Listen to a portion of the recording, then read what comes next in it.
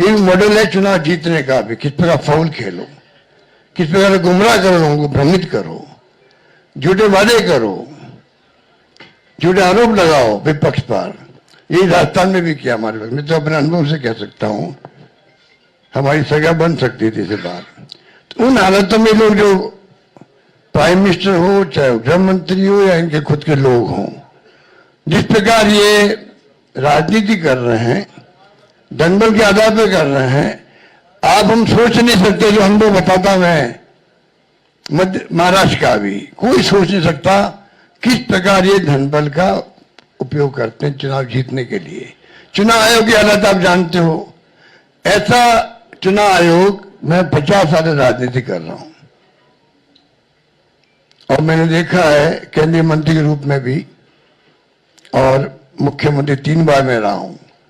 ऐसा माहौल election commission में, इतनी बदतमीजी, इस प्रकार का व्यवहार विपक्ष के साथ में मैंने कभी नहीं देखा आज तक। उनके पत्र भी आएंगे खड़गे साहब के पास में, किसी के पास में, तो लैंग्वेज लिखी होगी, वो आप सोच सकते हो कि क्या स्थिति बनती है, क्या लिखते हैं। प्रेस कॉन्फ्रेंस करेंगे, क्या आरोप लगाते विपक्ष पे, ऐसा कभी आज तक नहीं हुआ। लोगों विश्वास उठ रहा है इलेक्शन कमीशन से भी। चाइना में भी और रशिया में भी इलेक्शन कमीशन है, वहां पे भी। पर चुनाव वहां एक पार्टी जीतती है, तो क्या हम अपने मुल्क को उस दिशा में जाना चाहते हैं? वो चिंता हम सबको होनी चाहिए, आपको भी होनी चाहिए। इसलिए मैं ये कह सकता हूं, खड़गे साहब, राहुल गांधी जी और तमाम जो साथी बैठे हमारे, इन सब की राय लेकर के हम लोगों ने तय किया है इस चुनाव में अगले मुख्यमंत्री चेहरे के रूप में तेजस्वी यादव जी को हम लोग सपोर्ट करते हैं, जो एक नौजवान है, लंबा फ्यूचर है इनके साथ में। और मेरा अनुभव से मैं कह सकता हूं, जिसका लंबा फ्यूचर होता है, पब्लिक उनको साथ देती है। ये नौजवान है, कमिटमेंट रखते हैं।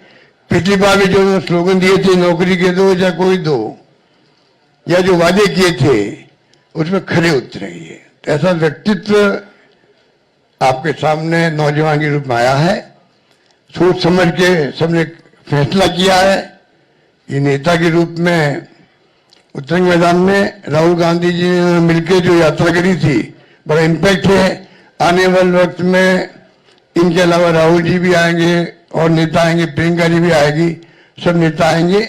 और हम सब जो बैठे स्टेज पर, सब मिलकर संकल्प किए हुए हैं कि जो हालात देश के हैं, देश हित के अंदर, और देश चाहता है उसके अनुसार हम चाहेंगे कि बिहार में ये जो लंबे समय तक नीतीश कुमार जी रहे हैं सत्ता में, अब कुछ कर नहीं पा रहे। अब तो हम पूछना चाहते हैं अमित शाह जी से, इनकी पार्टी के अध्यक्ष जी से, क्या पता ही हमारा नेता तो हो गया तेजस्वी यादव, आपका नेता कौन है बता दीजिए। इससे काम नहीं चलेगा कि नीतीश कुमार के नेतृत्व में चुनाव लड़ा जाएगा। अगला मुख्यमंत्री का उम्मीदवार आपका कौन है, ये उनको बताना पड़ेगा। ये हमारी मांग है। और मांग क्यों है?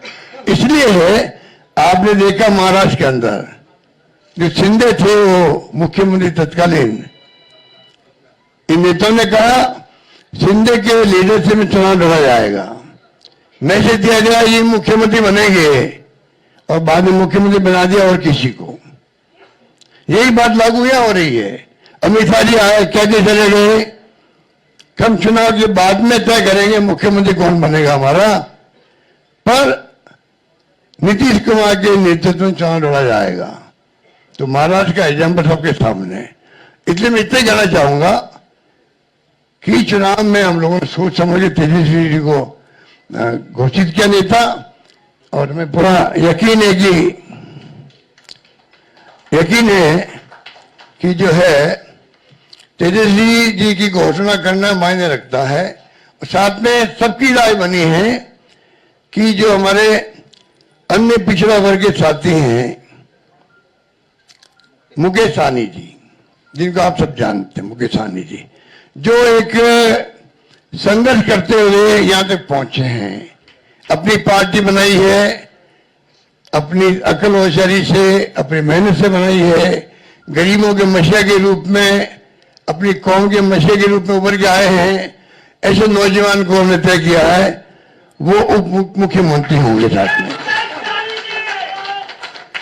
इसके साथ में जो आपके यहाँ बहुत सारे समाज भी हैं, सामाजिक इक्वेशन अलग तरह की है, तो जो अन्य सामाजिक वर्गों के लोग हैं उनमें से मुख्यमंत्री और बनाए जाएंगे, उप मुख्यमंत्री और बनाए जाएंगे।